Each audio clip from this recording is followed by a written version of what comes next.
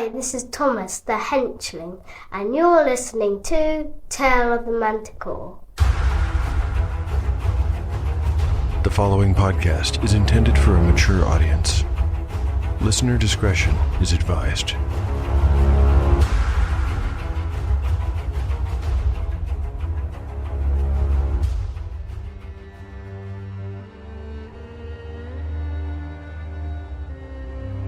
Welcome back to Tale of the Manticore, Season 3. Like the creature from which it takes its name, Tale of the Manticore is a mashup, a crossbreeding between two different species of storytelling. Here you will find the unpredictability of old-school paper and dice games with the storycraft of a dark fantasy novel. No character is sacred, and none will be spared if the dice decide their fate is at hand. According to lore, the tail of a manticore is barbed with cruel iron spikes. There will be much pain in the days ahead.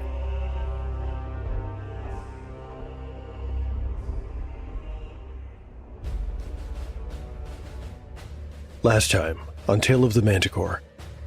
In the last chapter, the companions take Fairwind on as part of their number and depart the land of the Caymores.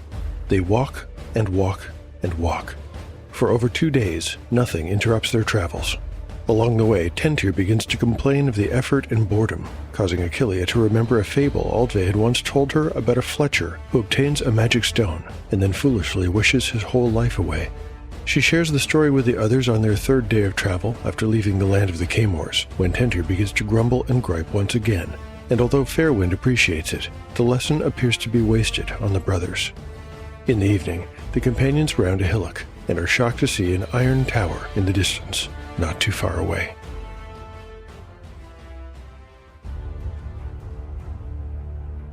Chapter 25, Part 1, Day 19, Early Evening, Mythic Event Meaning, Propose Weapons, Party Status, Achillea, 9 out of 9 hit points, Cord, 14 of 14, Dureni, 12 of 12. Tentir, 10 of 10. Fairwind, 13 out of 18 after receiving 1 point of natural healing. Supplies. The companions have no food and 16 portions of water remaining. Spells available. Achillea can cast Shrink, Message, and Glitter Dust. Cord can cast Entangle and Slow Poison. Fairwind can cast Purify Food and Water. Is that... asked Dureni in wonderment. Yes, said Achillea. Without consulting the others, she passed by Tentir, taking the lead and heading in the direction of the tower. Achillea, wait for us! Tentir called after her. The others had to hurry to catch up and to keep up, for while Achillea was not running, she maintained a brisk and determined pace in a direct line towards the tower.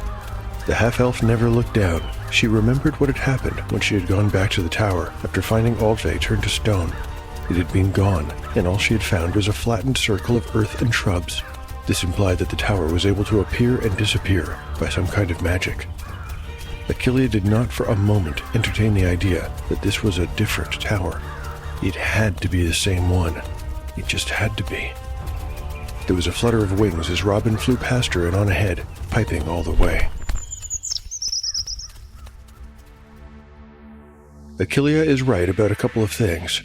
This is the same tower, and it does have the magical ability to travel by dematerializing from this plane of existence, shifting its position in the ethereal plane, and then rematerializing elsewhere. In the ethereal plane, the rules of time and space do not exist. In that misty place, movement is accomplished by force of will. I'm not sure if the main characters of this story will ever go to the ethereal plane, but I do now know what the tower is doing here. When I dreamt up this thing at the beginning of the story, I just thought it was cool and strange, but I had no idea who Fimgrim Atresh and Bellario were. I didn't know why they were there, and I even rolled at random to see if they had ever heard of Aldve. The dice said that they had not, and so, while I knew I wanted to see them again at some point in the future, and I knew they would somehow matter to the story, I didn't know what they were doing or what they wanted. It was only recently, months after writing those initial scenes, that I figured it out. Now I do know why they are disappearing and reappearing in this region, and with this information in mind,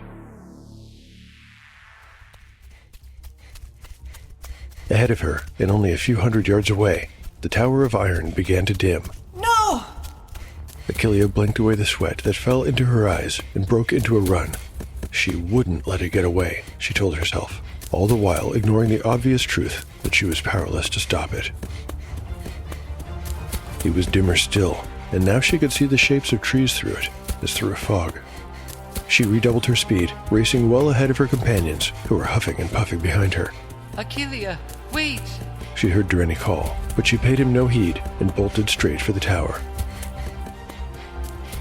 By the time she had crested the hill, it was so pale that she could see clouds through it. It was barely there at all, just a suggestion of itself. And when she actually arrived, it was gone. Achillea found herself standing before yet another circle of flattened grass and stones pushed into the earth. Unable to help herself, she dropped to her knees and wept. Overhead, Robin circled, trilling in frustration. Oh, Vapi, I failed you. I failed you. She cried. Tears cut twin tracks through the dirt on her cheeks. Then Cord was there, offering a strong wooden hand to help her up. Dureni was there too. It's not your fault, Achillea. You never had a chance to get here in time, and at any rate you haven't failed. Your quest remains the same. We continue to head north.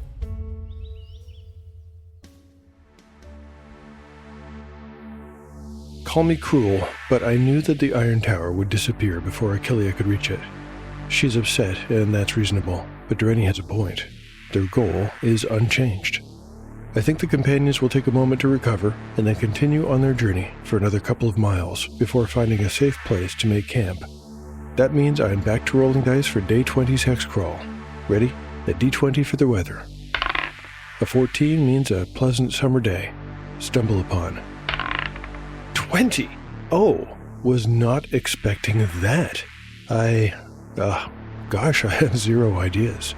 I think I'll make the rest of the rolls and see if a combo might be possible. The next step is for the Cord-assisted foraging roll. On a d6, a 4 means no luck. Finally, there's a chance for a wandering encounter. A 5 or a 6 on this d6 means there is one. Rolling.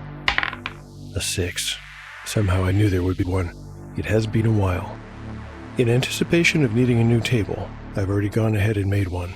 Usually I just direct listeners to my Blogspot account, and I will post it there, but this time I'm going to share it here, too.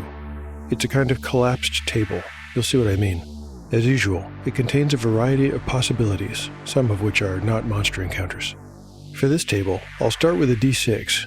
Here are the potential results, each of which will trigger a second roll to determine the type and number encountered. On a 1, the party will find some kind of larger game animal. On a 2, it will be a dangerous animal or insect. On a 3, it will be a humanoid. On a 4, an exotic dangerous creature. On a 5, an exotic neutral creature. On a 6, the party will find some kind of settlement or lair complex, possibly active, possibly in ruins. Here's the roll. A 5, exotic neutral creature or creatures.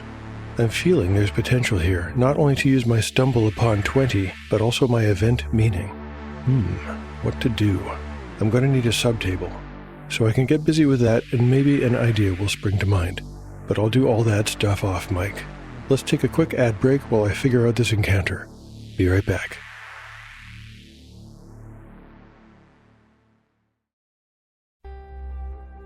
Chapter 20. Part 2. Day 20. Sunset. Mythic event meaning. Propose weapons. Party status. Achillea, 9 out of 9 hit points. Cord, 14 of 14.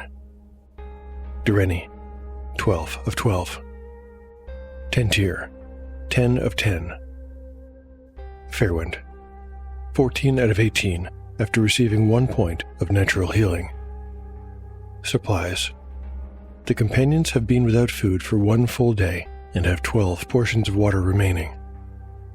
Spells available. Achillea can cast Shrink, Message, and Glitter Dust. Cord can cast Entangle and Slow Poison. Fairwind can cast purify food and water. The sun had just melted behind a horizon of rolling hills in the west, but left behind was a vibrant smear of orange and pink, whose glow allowed the companions to continue their march in good light a while longer. Achillea was still processing what she perceived as a personal failure from the day before. Fairwind, behind her, was turning to a page halfway through his book of prayers, as he did every sunset. When he prayed, the cleric did not orate or preach, but spoke in a low voice. His prayers were personal. Greatest of all, we ask for your continued blessings, that you may guide us through the darkness. May your light shine upon us, illuminating our path and showing us the way forward. It was only a few minutes after he concluded that they heard it. Robin, now sitting atop Cord's head, as was her wont recently, emitted a frightened series of peeps. Both Tentir and Dureni unslung their bows, but said nothing. A few minutes later, the sound came again, and louder. The third and fourth times were louder and closer still. These were clearly call and answer. They are hunting calls, said Dureni in a tight voice, drawing an arrow and fitting it to his bow. This is not good, replied Tentir, doing the same. By now, the light from the set sun had faded, but a bright and silvery three-quarter moon hung in the sky, illuminating the hillside. Then, from the top of the hill, just out of sight, came an explosion of noise. A cacophony of snarling and barking, yelping and growling broke the relative silence of the night. Before the companions had a chance to run, a black and white tornado of teeth and fur and claws came roiling down from the hilltop. It was a pack of wolves that tumbled and fought with a smaller pack of white-furred dogs. The wolves were no ordinary wolves. They were much larger, with shining red eyes and coarse black fur. The white dogs were also not common examples of their species. While smaller than the black wolves, they were clearly creatures of magic. For every few seconds, they would disappear and then instantly reappear nearby, launching their attacks from a new direction while keeping their enemy confused and off guard. Despite this advantage, the smaller white dogs were clearly outmatched. There were 5 of what Achillea knew from her studies to be dire wolves, while the other creatures only numbered 3. In a matter of a few furious seconds, both sides were wounded, and blood, matted fur, both black and white alike. Presently, one of the dire wolves went down, savaged by a white dog that disappeared on its left flank before reappearing on its right, locking its jaws on the creature's throat and ripping it out in a scarlet spray. Then, 2 of the wolves somehow anticipated where one of its blinking enemies would appear next and brought it to the ground, shredding open its belly with their razor-sharp claws. Now there were 4 dire wolves against 2 of the smaller blinking dogs. All were injuries. This is not our fight, said Dureni. Best if we get away from here. I'm not leaving those creatures alone to die, replied Achillea flatly. Then she started towards the battle, raising her hands in the first gestures of a spell. The PCs have come across a battle between dire wolves and blink dogs, the latter being a creature listed in the expert rules. The encounter is a result of combining my natural 20 stumble upon roll, which is meant to indicate a boon for the party, with my wandering encounter roll of neutral exotic creatures. I'm mentioning this because even though there's always a possibility for things to go pear-shaped when combat takes place, this encounter is not designed to put the PCs in mortal danger. There are currently 4 wolves and 2 dogs. All are wounded. The first thing I want to figure out is how far away from the battle the party is. If you'll indulge a quick aside, this morning I was listening to Roleplay Rescue, and the host, Che Webster, briefly spoke about the difference between describing distances using precise measurements, like 100 feet, versus more relatable terms, like 40 paces. The episode made me stop and think, do I really know what 100 feet looks like? Out of curiosity, I did a quick Google search and found that a typical high school basketball court is 84 feet long. On a baseball diamond, the distance between first and second base is 90 feet. You know, that really does help me to imagine distances better. Thanks for the idea, Che. Love your show. Alright, aside over. The party is about 100 feet away from the battle at this point. As soon as Achillea heads in that direction, Cord follows, and then Fairwind. When Tentir looks at Dureni, The older brother mutters a curse and then draws back an arrow, taking aim at one of the wolves. Entering combat. Dire wolves have 4+1 hit dice and an armor class of 14. They bite for 2 to 8 points of damage. Blink dogs have 4 hit dice, an armor class of 15, and bite for 1 to 6 points of damage. They also have a special limited teleportation ability that allows them a free attack if they win the initiative by blinking away before the enemy can retaliate. I've altered the creature description a little by making them white-furred. For this battle, I'm ignoring morale by DM Fiat. Another deviation from my usual MO is to have creatures on both sides max out their hit points at half, instead of minning out. This will reflect wounds already sustained. Therefore, each dire wolf will have 14 hit points, and the blink dogs will have... Okay, they will max out at 16. In short, I'm looking at the battle this way. If the PCs can save one or more of the blink dogs before the combat is over, they will be handsomely rewarded. Let's get into the fight. It is Round 1. Initiative. The party and the blink dogs. 5. The dire wolves. 3. Both blink dogs attack. They each need a 12 to hit. The first one gets a 17 and does 6 points of damage. A savage bite. The second blink dog, a 19. This one does 2 points. We are off to a great start. Now the PCs may act. Achillea needs to close some of the distance to cast her spell of Shrink, but with her wand it has an impressive range of 60 feet. Since she can move 40 feet in a combat round, she can still get off the spell. She picks a dire wolf at random, points her wand, and speaks the arcane words. The dire wolf must save versus magic or be reduced in size by 40%. The saving throw is a 14 or better. Here's the roll. An 8 means the dire wolf fails its save and shrinks to a little over half of its original size. Cord considers using his spell of Entangle, but as it will affect all combatants, he decides not to. He runs towards the battle, but cannot get there this round. Similarly, since firing into combat is so risky, Durrani and Tentir will both spend this round drawing their swords and following Cord. Eager to do his part, Fairwind rushes into the battle as well. Because the dire wolves lost the initiative, the blink dogs were able to attack and teleport away, so they have no available targets and essentially lose their turn. This brings us to Round 2. Initiative. The party and the blink dogs. A 4. The dire wolves. A 5. Oh, this time the dire wolves will get to attack, and it only makes sense to me that they are still focused on the blink dogs. Each will need a 13 to hit, with 2 dire wolves on each blink dog. Rolling for the first attack. A 16 hits. Damage will be... 6 points. A brutal attack. Direwolf 2.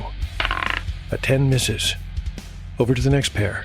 Direwolf 3 tries to bite its enemy. An 11 fails to hit. Lastly, Direwolf 4, which has been shrunken by Achillea, lunges. A 9 is a miss. Now the blink dogs can retaliate and the PCs will enter the fray as well. Blink dogs first. 1 attacks. A 3 is a miss. And the other? An 18 will hit. Damage is 5 points. Hopefully the PCs can land some blows too. Cord needs a 14. An 8 means his axe cleaves only the air. Fairwind is next, also needing a 14. But an 11 is not good enough. Now for the elves. Durrani's target number is 13. His roll.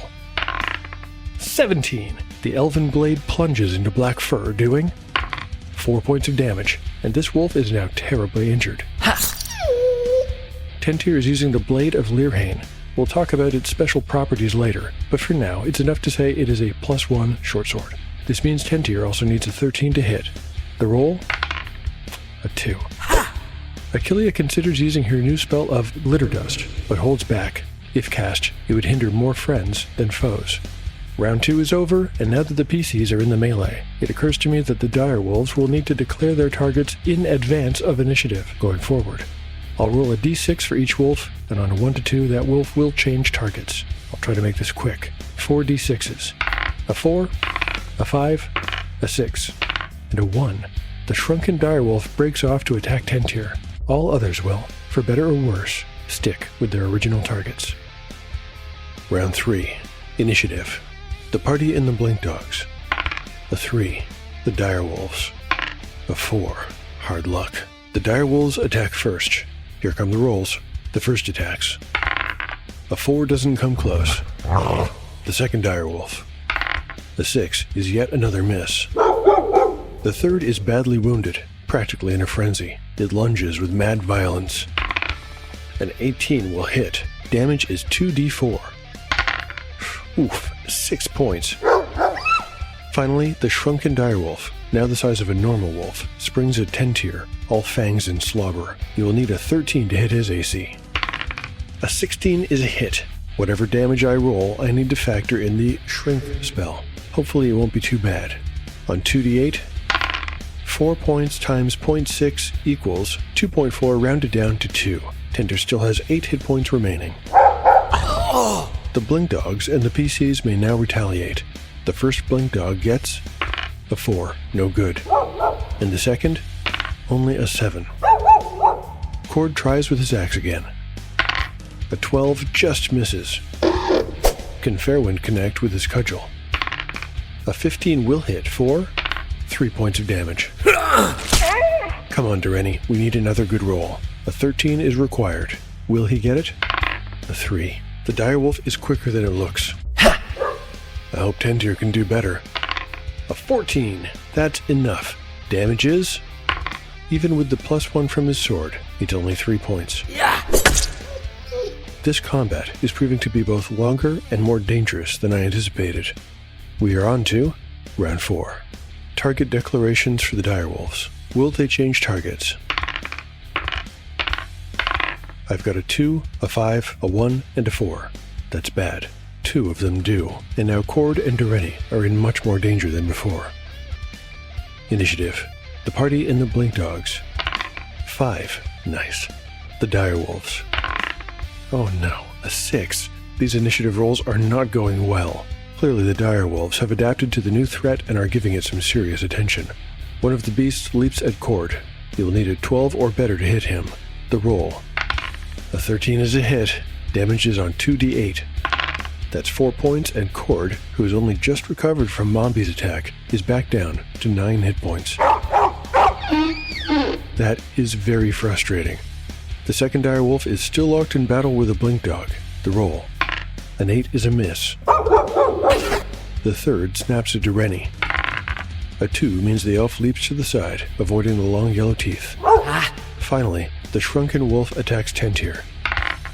An 18. Oh, this is not going well. Damage will be 6 times 0.6 equals 4 points after rounding up. It's a ruthless bite to the forearm, and Tentir, with 4 hit points left, is in real trouble now. Time for the counterattack, and they had better land some good hits. The first Blink Dog attacks. A 13 is just enough. Damage is 4 points. The second Blink Dog. A 4 is a miss. Over to the PCs. Cord chops down. An 18 will do it, and this might be a death blow if he rolls high enough.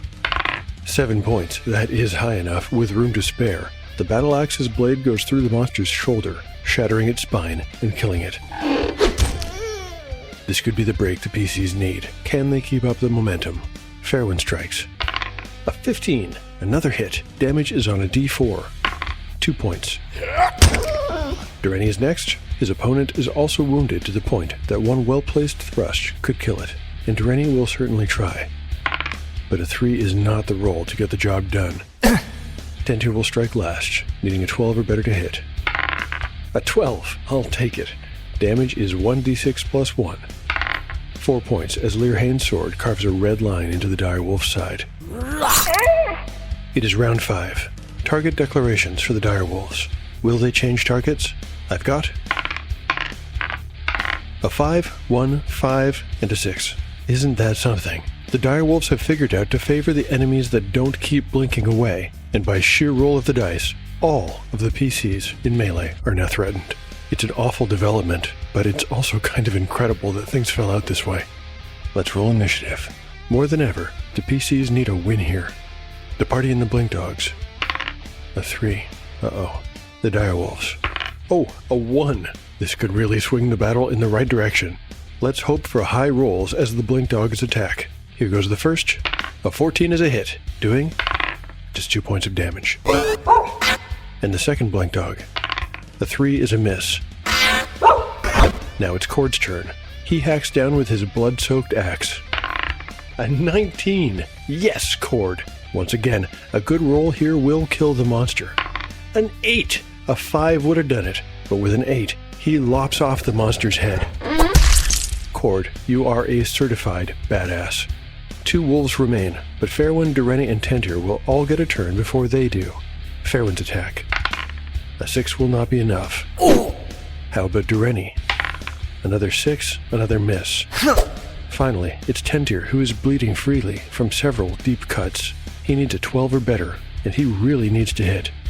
An 11 means he just fails to connect. And here come the counterattacks.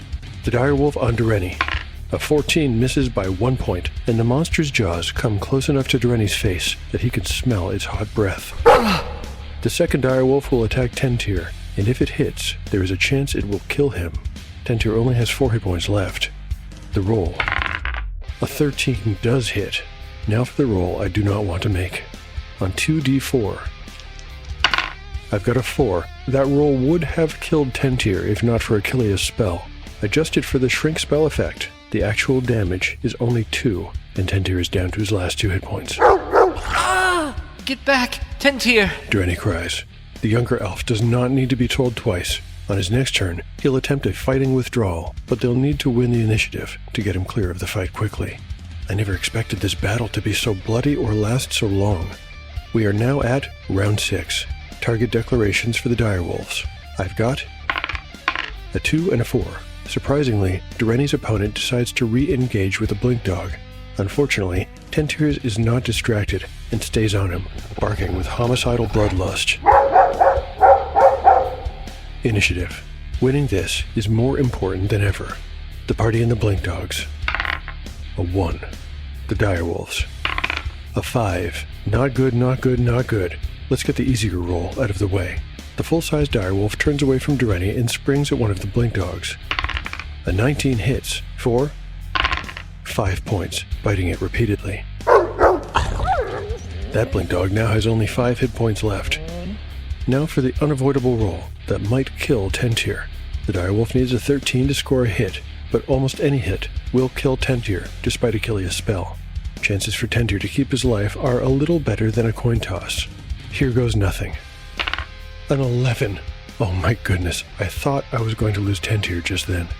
The young elf dodges to the side, and the cruel jaws tear at nothing more than the edge of his cloak. Now it's time for the party's reply. Both blink dogs try to take down one of the 2 remaining direwolves. The first attack gets a 19. That'll do. For 3 points of damage. This enemy still has 2 left, but the other blink dog has yet to attack. It does so. But an 8 misses. Cord, his wooden body now painted red in wolf's blood, will try to claim his 3rd life. An 11 fails to connect. Fairwind is next. His cudgel misses as well, with a 7 on the die. Can Dureni deliver the killing blow? With a 15, he does not miss.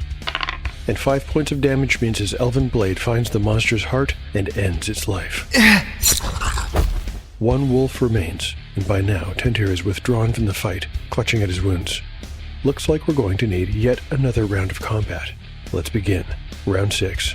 Rolling to see who the final direwolf will attack. I'll make it random. Okay, it's going to try to kill one of the blink dogs before it dies. Initiative. The party and the blink dogs. A 3. The direwolf. A 3.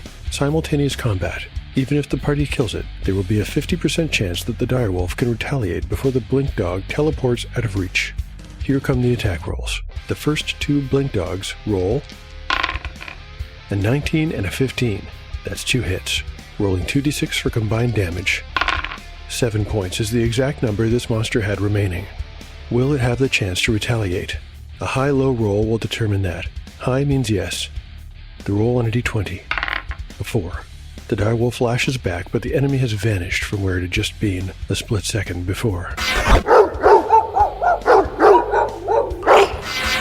Then, bleeding from a dozen gashes, it drops, lifeless, to the ground. Thanks for listening to Tale of the Manticore. This episode is another one of those that clocks in at over 30 minutes, so I will do the express version of the outro and jump right into the credits. This one features the core cast of voice actors. They are, of course, Kyellen as Dureni, Kevin Berenger in the role of Tentir, and David Cooper, who plays Fairwind. My eternal gratitude to these three excellent actors. The adventure will continue on the next episode of Tale of the Manticore. It's the story where chaos rolls.